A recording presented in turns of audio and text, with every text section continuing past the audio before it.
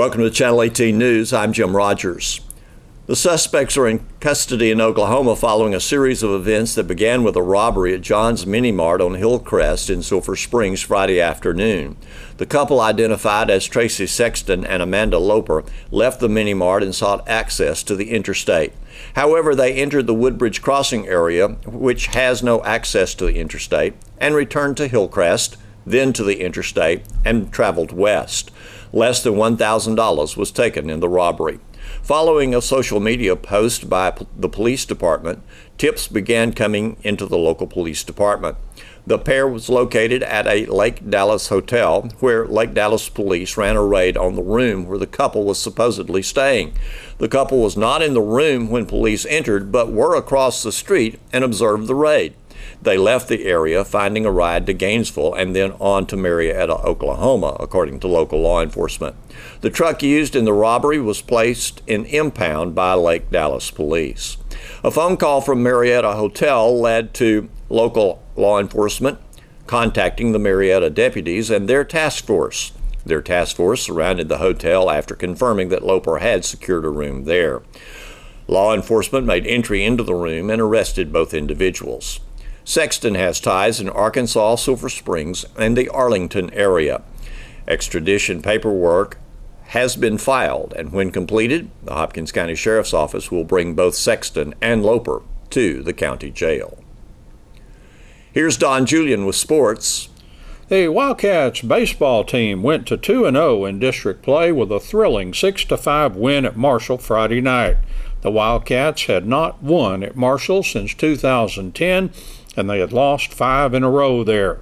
Wildcats baseball coach Jared Hammock talked about the dramatic comeback in their last at-bat in the top of the 7th and the clutch hitting and pitching of Jackson Chaney. It didn't come easy, and it never does there. You know, we've had a lot of one-run games both ways over the years, and it seems like they usually come out on top of the one run at their place. And, you know, it looked like it was going to happen again, quite honestly. You know, they struck first, and then I think after that we scored and basically led most of the way from about the second or third inning on. And then, you know, bottom of the 6th, you know, things happen that you're just like, you know, I guess this is just supposed to happen here. I don't know, you know.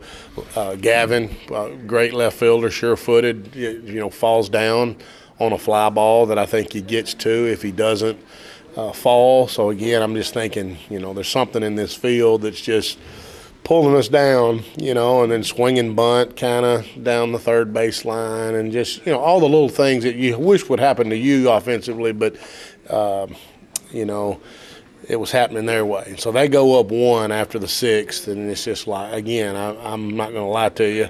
I mean, I knew we still had a chance. Obviously, we had a good part of the lineup up 3, 4, 5. But my first initial thought when they scored to go up 1, I thought, you know, here we go. Here we're at Marshall, and this is what happens. And, you know, Ryan led off the top of the 7th with a bullet, but it was an out. And then Tristan gets on, and, you know, and in my head, I knew Jackson could hit it out. He's done it before. He's got a lot of power, as much as anybody we got. And, you know, when he hit it, I wasn't sure. It was kind of a moonshot. Of course, their field's a lot shorter than ours. And I knew the center fielder did what outfielders do when they don't see it. I mean, he kind of did his hand. So I thought, well, at least it's going to fall fair, and Tristan will score and we'll tie it. But somehow it cleared the fence. And, of course, pandemonium set in, and dugout emptied, you know, everybody's excited, and certainly I was. And then he goes out and pitches the bottom of the 7th and just kind of mows them down. And so, you know, obviously it's a team effort, but certainly you got to tip your hat to him on both pitching and hitting. Get the jinx off about the time we're not in the district with them anymore next year. Right. We won't see them again, I guess, for 2 years, unless, you know, you happen to match up in the playoffs with them and do a home and home. Yeah. So it was good to get a win, and just in case we don't go back there for two years, we can at least end on a good note, and it puts us, you know, on top of the district early. You know, 2 games, 2 wins to no losses. And Texas High coming in, and that's always a spirited game, but kind of like Marshall with us, we tend to usually come out on top. I think we lost last year, but we usually hang with them.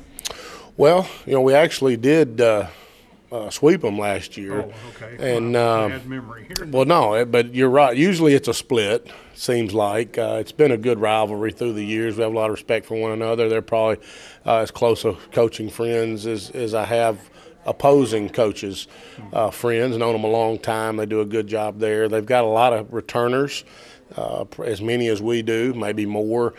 They did lose a shortstop, who was also their number one pitcher. But other than that, they're pretty solid. They're going to present quite a challenge, and but hopefully, as we have over the years, we've played well at home, even though it's a new home. We fully expect to play like we do at home. Nice crowd. It'll be a great ball game, and they're 1-0. They had a bye. We're 2-0, and so the winner could be a little bit in the driver's seat early, but it's always a great matchup, and you do that for these kind of matchups. I mean, you're in the business or as a player, this is what you play for. Just a good, solid competitor on the other side, and hopefully it'll bring out the best in us, come Tuesday night. And be back in the new park, and hopefully another good crowd for you. Yeah, I hope so. I know, we've gone back to the softball, baseball home together, on the road together, and so they usually play a little earlier than we do and get through. So hopefully we can draw, as we have in the past, softball fans and players, and try to get as many there, because it's going to be a good one. We'll go with Ryan Humphreys again on the mound, and hopefully we'll have the result like we did the first home game in the new park. The Lady Cats softball team scored 2 runs in their last at bat in the top of the 7th inning to squeeze past Marshall 3-2 on the road Thursday evening. The Lady Cats are now 4-0 in district play, and I talked with Lady Cats coach David Carrillo about the win and more. So we definitely had a battle, but I can tell you this right now, our girls are just finding a way to win and getting it done. So I'm very proud of the way they played Thursday night, because we had a lot going against us, and there was some calls that were questionable, and we just had to fight for everything we were getting. So our girls never quit; they just battled the whole time. So those are the games that you got to find a way to win, and right now our girls are doing that. So I'm very proud of the way, like I said, that they're playing, and just the team that they're putting we over me, like we talked about. So those things, big win, huge win, because those are 2 big road wins that we had with Hallsville and Marshall, our farthest trips. So it's definitely going to make a difference coming on down the road. And Bailey Haggerty again, great pitching. Bailey was awesome. I believe she struck out 6 in a row at one time of the game, from first or the second and third inning. She pitched amazing. She was able to shut them down and do what she needed to do. And again, we had runners on, and there was times I just knew it was going to happen. And thankfully, we were able to get it done in the 6th and the 7th. Alyssa Abram with that big clutch hit in the 7th inning. Alyssa's been playing lights out too. And she came through in the clutch, and looking at when we had runners on second and third, and Alyssa coming up, and I knew we had Kelsey behind her. I knew we had 2 shots to get it done, and Alyssa took care of business right there and got those runs in. Earlier innings, Sadie Stroud had a yes, hit Sadie. Yes. Our girls were able to. Sadie got that timely hit to drive Kelsey in, and we were. At the beginning, like I said, with the questionable calls, we had some runners in scoring position, or could have had them in scoring position, but due to the way or the nature of the game, sometimes those things happen. But again, they were able to get the job done when we needed it, and we had to have it. It's just like they were willing it to win. They just had a lot of fight in them. So I was very proud of that. Texas High coming in, they're awfully good, I guess. Yes, they're very good too, and they, that's the thing about this year. Everybody has a really good pitcher.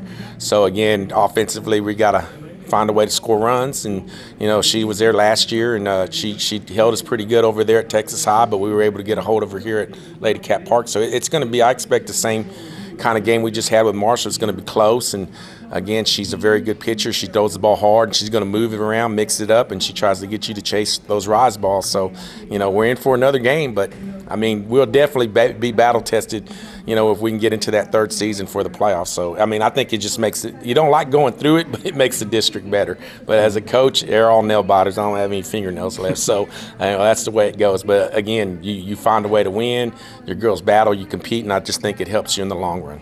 4-0 start. Yes, actually, I can't remember when we've actually been on a 4-0 start. It's been a while, I think. I'm not sure, but again, we were looking about last year or the last few years, and we've always had a loss stuck up in there. But this year being 4-0, hopefully we can round out the first round and be undefeated. Because we still have the two big ones, Texas High and Mount Pleasant. So those are going to be real big games because those two are the defending co-district champions. So we're going to have to go get after it. The Saltillo Lions baseball team lost to Campbell 15-5 on Friday. The Lions actually jumped out on top, scoring 2 runs in the top of the first and holding the Indians to just 1 run. Saltillo increased their lead to 3-1 with a run in the top of the second. Campbell then scored 6 runs in the bottom of the second to move into the lead at 7-3. The Indians added 5 third-inning runs to increase their lead to 12-3. The Lions scored 2 runs of their own in the top of the 5th inning to cut that lead to 12-5. The Indians scored 3 more runs in the top of the 5th to end the game at 15-5. The Lions' season record is now 0-3. For the Lions, Ben Moore, Matthew Gurley, and Seth Patriquin were all 1 for 2 with a single and a walk. Stephen Mariquin was 1 for 2 with a single. Eddie Alejo was hit by a pitch. On the mound for the Lions, Gurley struck out 4 and Matthew Clover struck out 1. The Lions play next against Sulphur Bluff Friday at 4:30 p.m. Thanks for watching Channel 18 News. Have a great evening.